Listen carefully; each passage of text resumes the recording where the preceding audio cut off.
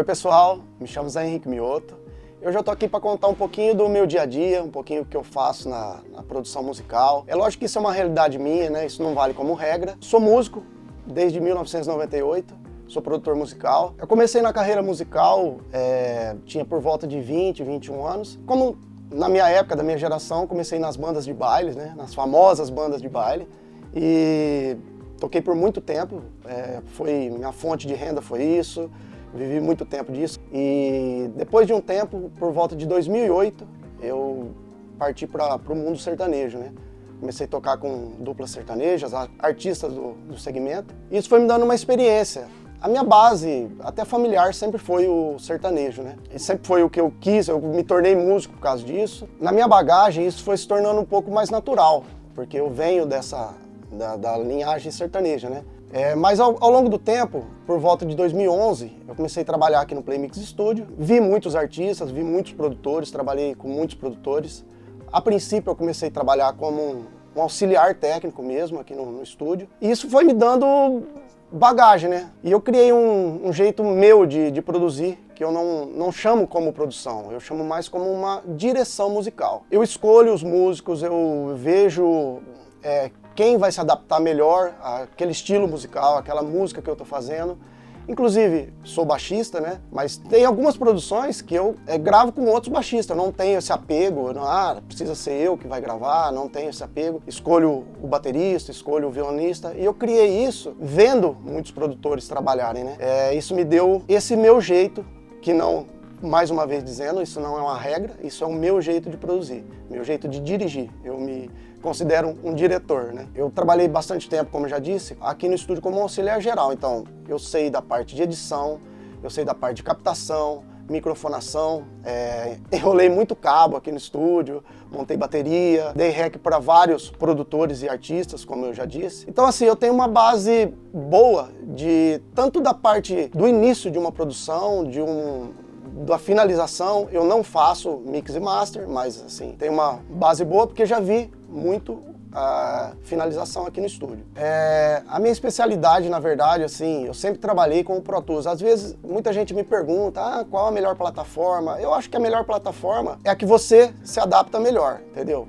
Já vi muita gente trabalhando com o Cubase, já vi muita gente trabalhando com o Pro Tools, hoje em dia tem o Reaper. Assim, a minha, que eu me sinto mais à vontade, na verdade, é o Pro Tools. Tenho muito mais segurança, fiz cursos durante a minha carreira, né? Fiz vários cursos de especialização, Melodyne, edição de áudio, gosto muito de edição de áudio. É uma parte que a galera, às vezes, corre um pouco de fazer, né? Eu adoro edição de áudio, eu gosto do Melodyne, eu gosto do Elastic Audio, Beat Detective. Então, tipo assim, a minha parte de produção, consigo fazer desde o início de uma produção, da criação de uma maquete, de um alinhamento de uma guia, até a parte de finalização. Bom, vamos lá, agora eu quero falar um pouco mais da parte prática, de como a música chega para mim, de como eu vejo uma produção. Geralmente a música chega para mim na guia do compositor. Já são feitas várias guias muito, muito boas, assim, já chegam com arranjo, com solo de começo. Isso é uma coisa que eu me atentei muito, de dar essa atenção de como a música chega para mim. Quando o artista vai me mostrar, eu quero gravar essa música, eu achei essa música legal,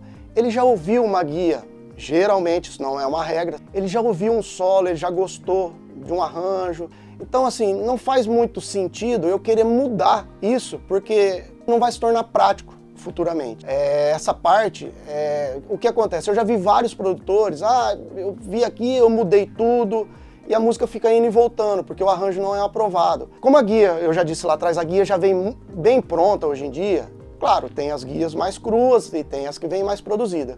Então, eu priorizo de não mudar muito isso aí. Porque o cara já gostou, ele já gostou dessa pré que ele viu, a música já fez sentido para ele nessa guia que veio para ele do compositor, entendeu? Então, eu não costumo mudar muito isso aí. Claro, a primeira coisa que eu faço é conversar com o artista, falar o que você pensa da música, eu já gostei disso aqui, eu não gostei, vamos fazer outro solo. Aí vem essa primeira conversa que eu tenho com o artista, né, claro.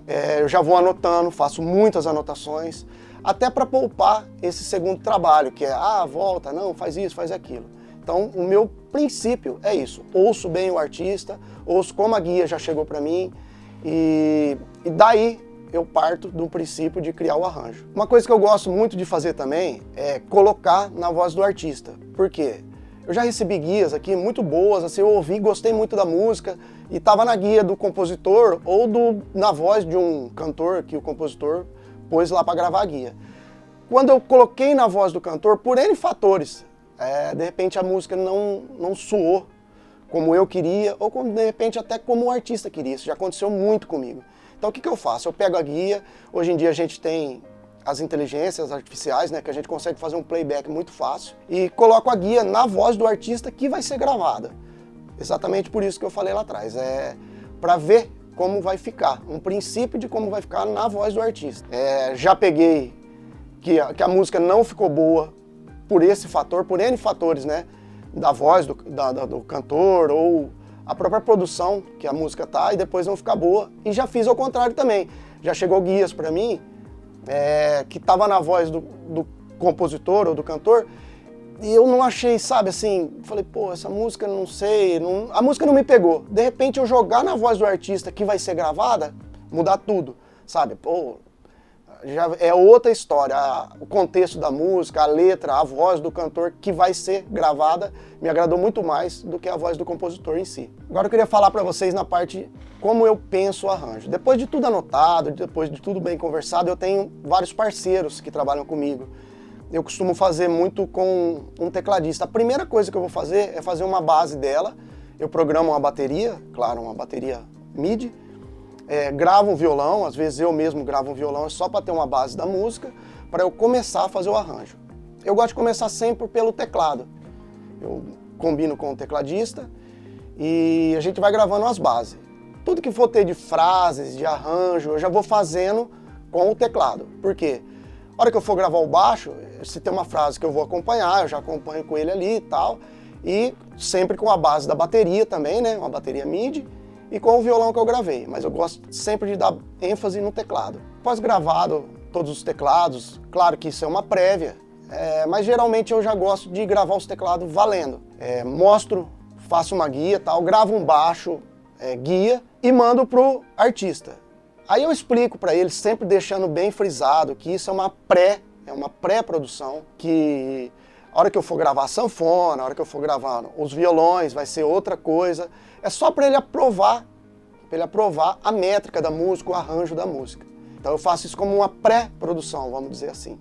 Nessa parte, como eu já gravei os teclados e já foi um pré-aprovado ali pelo artista, eu já venho, o que eu gosto de gravar depois são os violões. Eu gosto de gravar os violões porque já vou criando com o violonista ali uma ideia de arranjo, de solo. Essa música vai ter um solo de violão no começo, ou vai ser um violão com sanfona. Eu já gravo o violão e depois eu venho complementando com a sanfona. Isso, lógico que eu tô falando do sertanejo, do gênero sertanejo, que vai ter violão e que vai ter sanfona. Eu gosto de gravar aquele baixo guia, voltando um pouquinho atrás no nosso assunto, porque a hora que eu for gravar a bateria, o baixo guia já vai dar um suporte para a bateria, né? No próximo momento, eu já venho gravando a bateria mesmo, já foi tudo aprovado, isso aqui e tal. Eu tenho vários bateristas que gravam comigo, escolho, naquela parte de direção que eu falei lá atrás, escolho cada músico conforme a música, conforme eu enxergo a música. Tenho um baterista que eu gosto mais que grave as vaneiras para mim,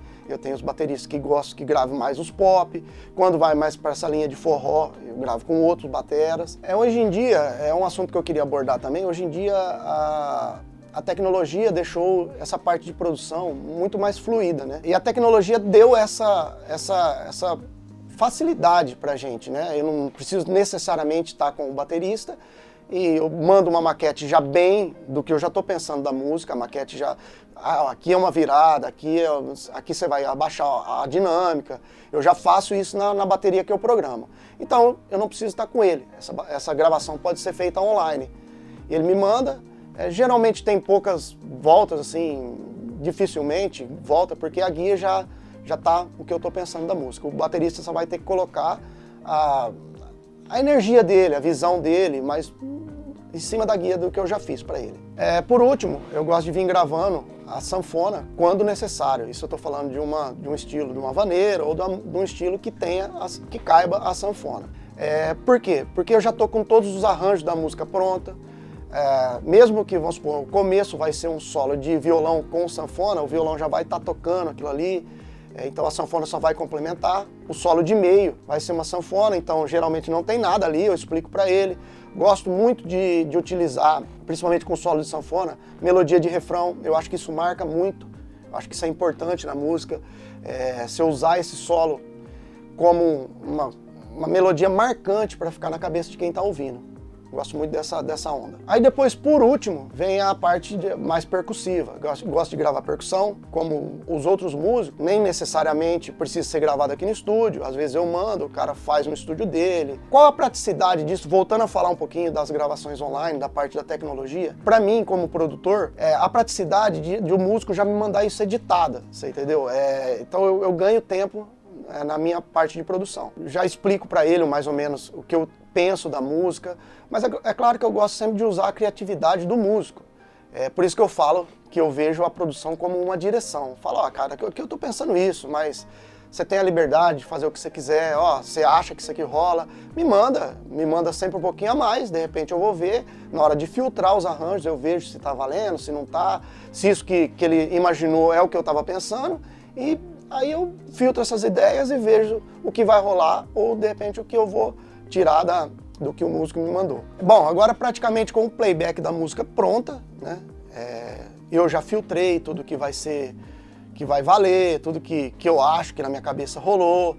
O que eu gosto de fazer muito? Eu gosto de fazer esse playback e mandar pro cantor, pro artista, pra dupla, para eles treinarem isso em casa. Por quê? O que acontece? Acontece duas situações comigo. De eu já conhecer o artista ou de eu estar trabalhando com ele pela primeira vez. Então pode acontecer de eu não saber como que ele é no estúdio, como ele canta, se ele tem uma dificuldade. O estúdio causa isso. O estúdio, quando você vem para o estúdio, ele te causa essa tensão de você estar sendo gravado ali. Então eu gosto de mandar para o artista, para ele cantar bastante vezes essa música com esse playback, para que chegar no estúdio, tentar manter um pouquinho mais a tranquilidade. Eu sei que isso é difícil, o estúdio trava, isso é normal para músicos iniciantes ou músicos experientes, o estúdio te traz essa, eu não sei se chamaria de tensão, mas o estúdio traz isso. E eu gosto já de destravar o cara, ele estando seguro. Claro que isso é um princípio, o cara tem que estar com a letra segura, ele tem que estar com a melodia da música seguro, mas eu gosto sempre de mandar esse playback pro artista para ele, vamos dizer, ensaiar antes. No caso de eu não conhecer o artista, de ser a primeira vez que a gente já está trabalhando junto, o que eu gosto de fazer? Põe o playback para ele tocar aqui no estúdio, deixa ele cantar do jeito dele, eu não gosto de ficar corrigindo o cara na primeira parte. O que eu procuro fazer? Eu falo, cara, canta aí, eu gosto de deixar o cara relaxado. Por quê?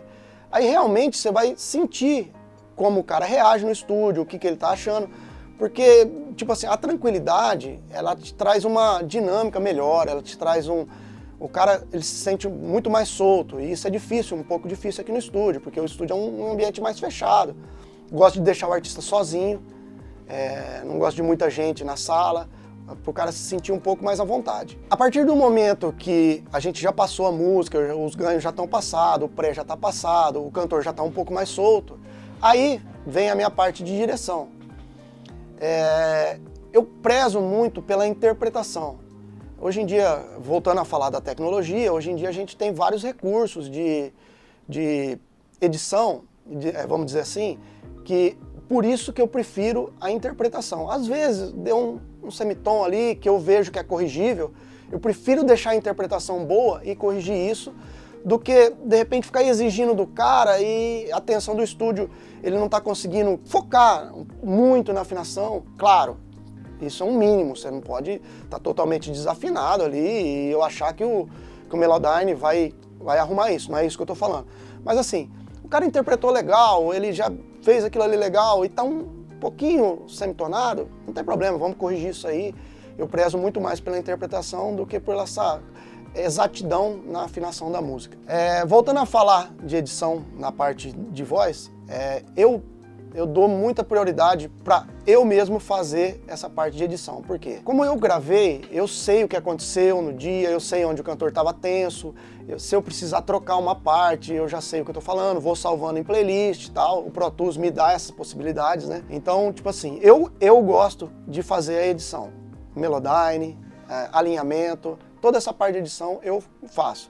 perco um pouquinho de tempo ali e tal, nessa parte, mas eu acho que na frente, na parte de mix e master, isso vai me dar uma praticidade, isso vai me facilitar, na verdade. Agora falando da parte de finalização, tem o meu parceiro aqui do Play Mix Studio, o Pedro Neri, que é o cara que finaliza as músicas para mim, faz a parte toda de mix, de master.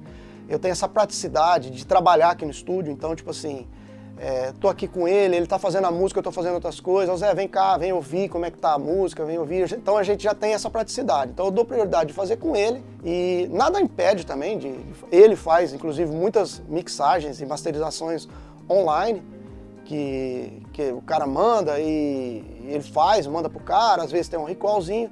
Eu estando aqui no estúdio, a gente economiza nessa parte de recall, porque ele já vai levantando a música, eu já tô ouvindo o que tá acontecendo. Então, para mim, isso fica muito prático. Eu tenho isso como base na minha produção musical, de finalizar aqui com ele pela praticidade. E também falando na parte de finalização, como a gente se conhece há muito tempo, como eu disse, eu trabalho com eles aqui desde 2011, então tem um certo tempo, a gente já tem essa intimidade, ele já sabe como eu gosto na minha parte de produção, tem os outros produtores que trabalham com ele aqui também, então ele já conhece, para mim isso fica muito prático. A outra coisa que eu gosto de fazer muito na parte de finalização se possível, o artista tá aqui comigo pra gente ouvir todo mundo junto a música. Por quê? Quando eu mando pra ele, eu falo, ó, aqui é uma mix, mas é uma pré e tal. Ouve em vários sons, ouve no fone, ouve no celular, ouve no som do carro. Porque às vezes não adianta você ouvir numa caixa legal, o som tá legal, aí eu ouço no carro já não tá legal. Então, tipo assim, eu gosto de estar com o artista aqui no estúdio, lógico que quando isso é possível. Porque a gente tá ouvindo todo mundo junto, as referências aqui são as referências mais flat, mais planas, e a gente ouvindo todo mundo junto, tá soando legal aqui no estúdio, vai soar legal em qualquer lugar que ele ouvir. Então, tá junto aqui, dificilmente vai precisar de um recall. Claro, às vezes pode acontecer, Zé, troca a minha parte da voz ali, coloca outra parte aqui, mas assim, fazendo isso, eu acho que isso deixa muito mais prático e muito mais dinâmico a parte de finalização. Uma parte que eu queria frisar aqui, isso eu estou citando uma produção no estúdio. Existem várias outras possibilidades, vamos supor, DVD, quando eu vou fazer um DVD. Isso já é outra história, outra parte, outra produção. A produção básica, na verdade, se torna a mesma. Porque no dia vou captar a voz ao vivo, vou captar a bateria e o baixo ao vivo, o público, mas geralmente as bases já vão gravadas, então eu aproveito muito a performance do músico ali na parte de imagem, mas a base da música já vai gravada, isso não altera muito na produção. O que altera na produção é o quê? Eu gosto muito de tomar conta da logística da banda, da parte musical, eu gosto de estar muito antenado com os técnicos de som ali, do que vai rolar no som, para tomar cuidado com o vazamento, né, do som não estar muito alto, porque eu gosto de usar a voz ao vivo, eu uso a bateria ao vivo e o baixo não tem esse problema, mas eu gosto muito de estar inteirado com a parte técnica também.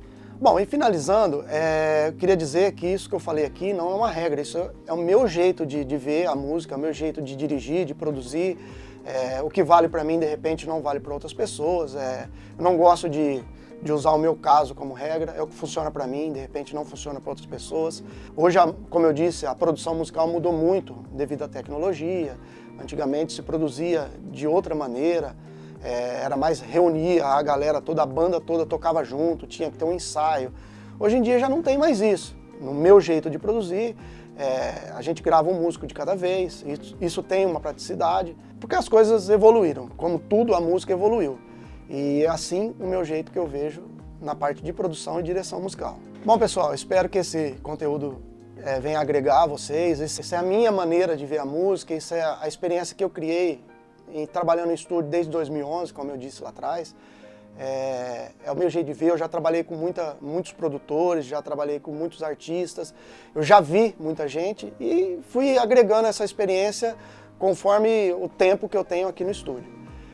Como eu disse, isso não vale para todo mundo, um vê de um jeito, outro vê de outro, mas o meu jeito de ver é esse. Bom pessoal, espero que vocês tenham gostado, espero que isso tenha agregado a vocês. Vou deixar aqui minhas redes sociais, quem puder seguir, segue eu aí, vou sempre postando as coisas, estou com muita coisa para fazer, já fiz muitas músicas que tocam no YouTube, de repente vocês até ouvem as músicas aí e não sabem que foi feito. Eu vou colocar alguns links aqui também e de repente se vocês quiserem seguir o meu trabalho, aqui estão minhas redes sociais. Valeu galera, um abraço, até uma próxima.